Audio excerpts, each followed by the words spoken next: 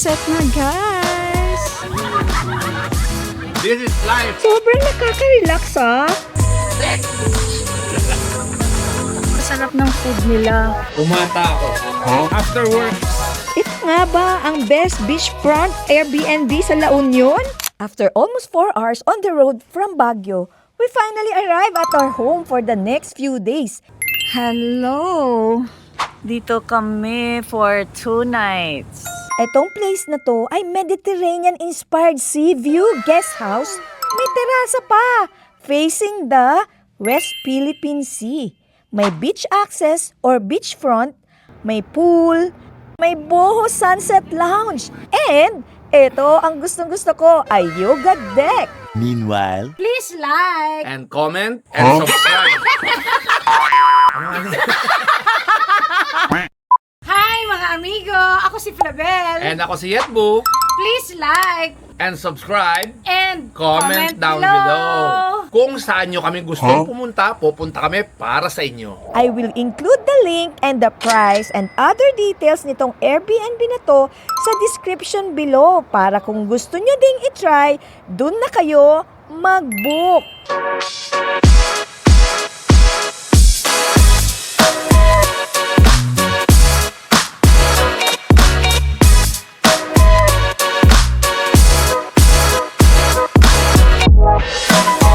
After kaming masettle dito sa Airbnb na to. And now, andito kami sa LU. Ito na yung beach side ng LU. I'm very amazed Oh, with the things here, what's going on.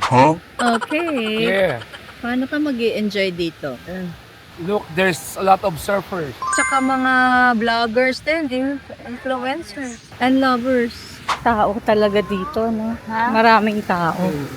Lunes yan. Yan yung Airbnb ni Mylene Dizon.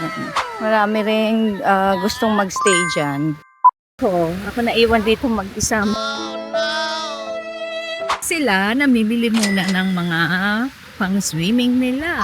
First time ko rin lang maglakad-lakad dito. And nakita ko talaga, fine naman yung sand. Marami ring bato. Kasi pang surfer din talaga. Ang mga pumupunta dito, ang hanap talaga ay relaxation, surfing, and food trip. Ang sasarap ng food nila. So anyway, pakita ko sa inyo kung ano ang itatry namin. Mamaya, pag sunset. And that's happy hour. 1 hour later. At ito nga ang na-discover namin. Napunta kami dito sa isang beachfront sa Taao Beach Club. What a setting! Right in front of the beach. And ito yung my kind of place where time slows down without you realizing it. Sunset na, guys! This is my favorite place in La Union. As the sun slowly began to set, ayan, yung mga tao nag-gather na lang sa isang place to watch one of La Union's greatest attractions. Tama nga naman, ang ganda pala ng sunset dito. And somehow, okay na yun. And of course, ayan ang sinasabing happy hour. Today, ang plano namin ay simple lang. Explore La Union.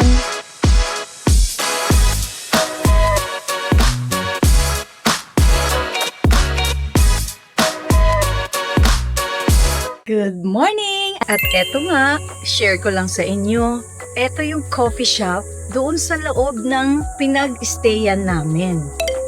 Boho inspired, pero nakaka-relax. Ang vibe dito ay parang gusto naming mag-reset. Mag-reset in the sense na mag-meditate kami, mag-reflect kami, mag-yoga kami para ma-recharge ulit and then ma-refresh. So gaganahan ka na naman sa mga gagawin mo pa sa susunod. Tingnan nyo guys, ang ganda dito. Nakakatuwa, nakaka-relax.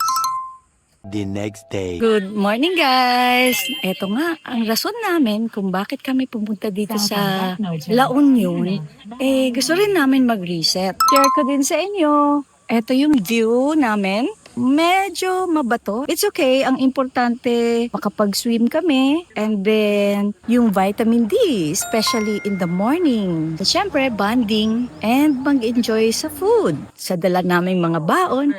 And of course, dito sa mga restaurants dito sa La Union. Mas relax dito. Oh. Maganda, maraming dream catcher. Oh. No. Nako! Nako! Masakit. Ito naman talaga. Oh, ba't may cactus dito? Meron daw dyan apat na spots na may riptide. Di ba may darating na wave? Oo. Yung hila pa ilalim, tapos may hila ka papunta sa malalim. So, mag-iingat sa pag-swimming Mag-iingat dyan. sa pag-swimming dyan. Oh, ayoko mag-swimming kasi baka mahila ako ng riptide. This is life in the city. No, it's not in the city, in the province. LU, La Union. After our morning chit-chat, I had an idea. Tama ako. Why not take advantage of this beautiful view and spend a few minutes doing something we rarely do in our everyday lives?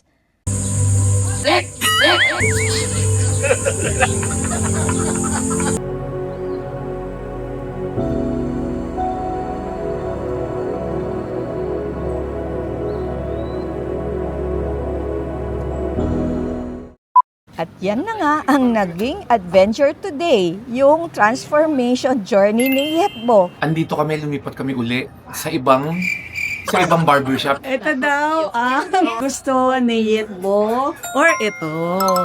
May hati ako dito kasi nawala lang pag swimming ko eh. Gusto niya maging pogi, bumayo ng LU.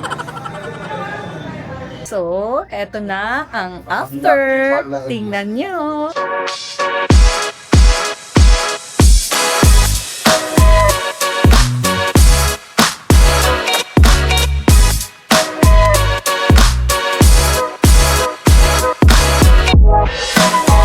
Umata ako. Oo nga. Nakakabata ka rin. Nakabata niya doon. Kanina Mababawasan mo ba pwede mga 10 taon? Kanina parang Hindi na 65. Ngayon parang 32. Pag-kernel. Sige. Ayan na ang after! Oh, di ba sabi ko sa inyo? After works. Everybody just enjoyed ice cream and halo-halo.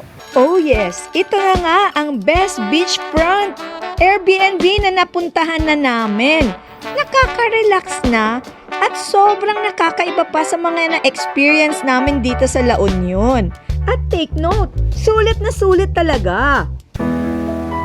If you enjoyed this episode, please subscribe and share it with someone who might need a little reminder to slow down naman and recharge. Leave us a comment below and we'll read every one of them. And until our next adventure, keep traveling, spend wisely, and make memories. Good morning! Nandito tayo ngayon sa Highland Crab. And ready na kami sa Mukbang Crab and Rice Challenge! Ito na yun. Ayan!